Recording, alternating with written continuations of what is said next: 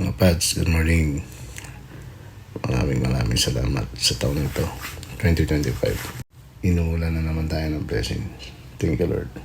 Asahan niyo guys na lalo ko pang pagpuputihin ang aking trabaho. At pasensya na guys, hindi tayo sanay sa mga ganitong pagbablog.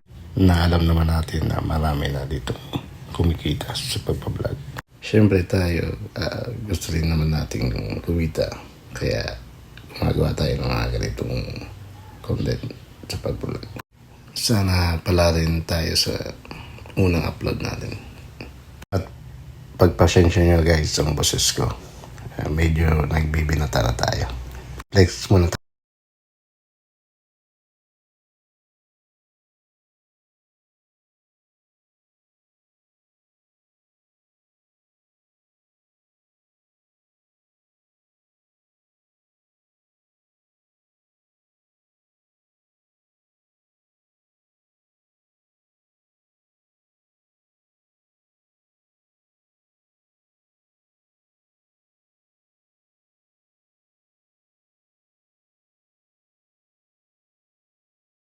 At ito na naman tayo guys sa pangalawa nating customer.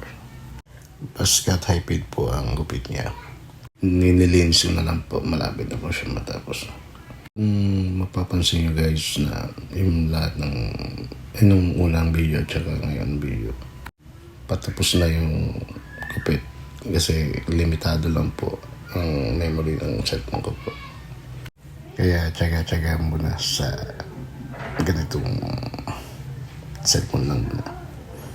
Saka na tayo bibili pag nakaipon-ipon na ng medyo mga malalaking memory.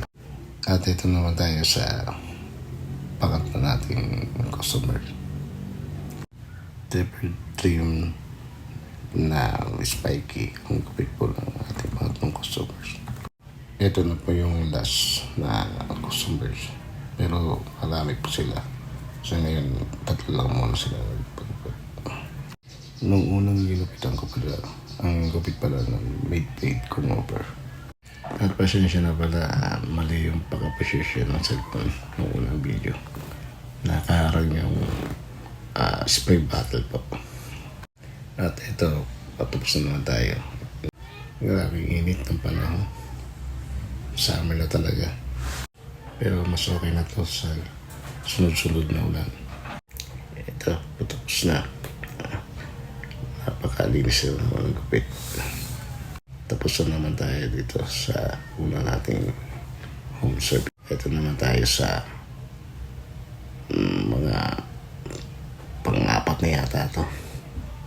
Grabing hassle ko nung araw na yan. Sunod yung mga nagpa. At dito naman tayo sa aking shop. Medyo gabi na yan. Maghapon na lang sila. At ito, patapos na naman ang ating pang-anim na ba? Hindi ko na mabilang. Pakalinis na naman ang gupit. Maraming salamat sa inyo mga pads. Hindi ko na kayo may isa-isa pero napakasuli. Kahit napaka-busy ninyo, ako pa rin ang nasa isip nyo na maggupit para sa inyo. At sa mga malalayo kong customer, maraming salamat sa inyo. Kahit napakalayo nyo, dinadahin nyo pa rin ako. At maraming salamat sa mga special occasion talaga. Alam kong ako talaga ang pinagkakatiwalaan nyo para gumupit sa inyo. Ang forma talaga nito sa square box. Kaya siya na guys, hindi ko na mabilang kung pamilan na itong customer. Ang forma talaga. Ito yung gupit na low maintenance na. Hindi na masyadong ayusin. At dito naman tayo sa bata na pamangkin ko na to. Galing Thailand. Kakarating lang nila pagupit sa akin. At ito naman yung pinsan ko. Tatay ng mga bata. At yun ba yung asawa niya sa likod. Pumisita sila sa akin. Parang pagupit. Maraming salamat sa inyo. Kahit malayo na kayo, naaalala niyo pa rin ako. Dito naman tayo sa kabila. Napaka-design niya talaga ng mga kupit. Talaga, kahit anong okasyon pwede yan. At pagpasensya niyo na ako guys, na hindi tayo maporma. Pangtaong bahay lang tayo.